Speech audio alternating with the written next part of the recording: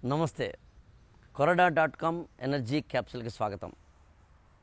మనందరము మనసులో ఏవేవో పెట్టేసుకుంటూ ఉంటాం. ఎక్కడో ఎవరో ఏదో అన్నారని, అనుకుంటున్నారని, అంటారని మనం ఫీల్ అయిపోతూ ఉంటాం.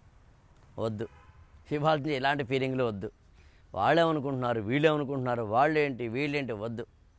ఒకసారి బుద్ధుడు ఆయన శిష్యులు బయలుదేరారు, నడిచి వెళ్తున్నారు. ఒక చిన్న వాగు వచ్చింది, అంటే ఒక చిన్న కాలవ, అది దాటాలి. సరిగ్గా అదే సమయంలో ఆ వాగునే దాటడానికి ఒక అందమైన అమ్మాయి, ఒక 25 ఏళ్ళ అందమైన అమ్మాయి, అది కూడా దాటాలనుకుంది.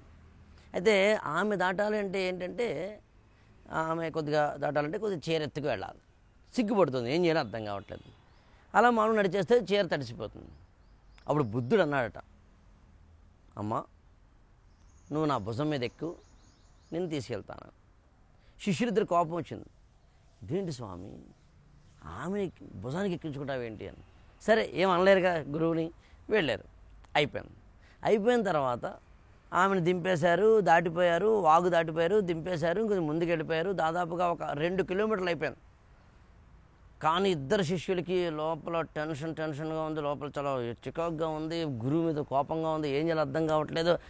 అందమైన అమ్మాయిని స్వామి అయ్యుండి సన్యాసం తీసుకుని ఉండి భుజం ఎక్కించుకుంటాడా? ఎంత తప్పు చేశాడు గురువు అని ఆ మొత్తం మీద అడిగారట శిష్యులు.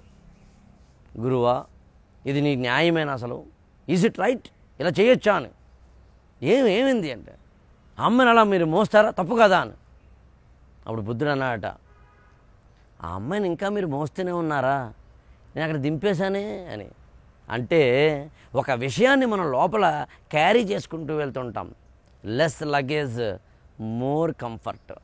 లోపల లగేజ్ వేసుకోకూడదు, డిస్కంఫర్ట్ అవుతాం. లోపల నుంచి లగేజ్ తీసేయాలి, కంఫర్ట్ అవుతాం. ఎవరు ఏమనుకుంటున్నారో పక్కన పెడదాం, మనం ఏమిటి, మనం ఎలాగున్నాము అన్నదే పాయింట్. ఒక పుస్తకం చదివాను. ఆ పుస్తకంలో చిన్న లైన్, ఎవరైనా నీ గురించి ఏదైనా అనుకుంటే అది వాళ్ళ సమస్య, నీ సమస్య కాదు అని.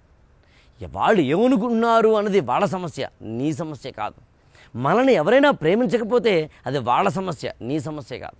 గుర్తుంచుకో, నువ్వు బంగారం అయితే అందరూ నేను ప్రేమిస్తారు. ఒకవేళ ప్రేమించకపోతే వచ్చే నష్టం లేదు, వాళ్ళకే బంగారం విలువ తెలియదు అని. నువ్వు ఇనుమనుకో, నువ్వు తుప్పు పట్టినవాడు అనుకో, నిన్ను ఎవరు ప్రేమించే పరిస్థితి ఉండదు. నువ్వు ఎదుగు, నువ్వు గొప్పవాడు అవ్వు. నిన్ను నువ్వు ఇంతింతై వటుడింతై మరియు దానంతై అబో వీధిపైనంతై తొయిదమడలాగ్రమణ కల్లంతై ప్రభా రాశిపైనంతై అన్నట్టుగా నువ్వు ఎదగడం మొదలుపెట్టు.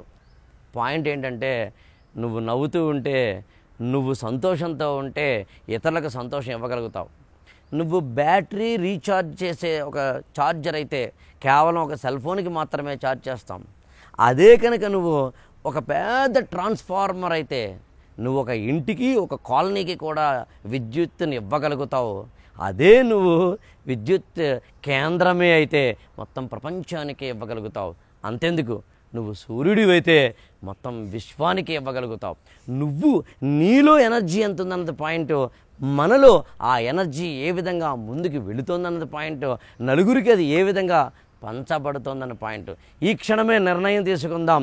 మనం ఒక నడిచొస్తే మాస, కూర్చుంటే మాస, మడత పెడితే మాస అన్నట్టుగా మనం నడుస్తున్నా, కూర్చున్నా, మాట్లాడుతున్నా, ఏం చేస్తున్నా ఖచ్చితంగా ఒక ఎనర్జీ కాంతి పుంజము నడుస్తున్నట్టుగా మనల్ని మనం తయారు చేసుకుందాం. కాదు, అలాంటి జీవితాన్ని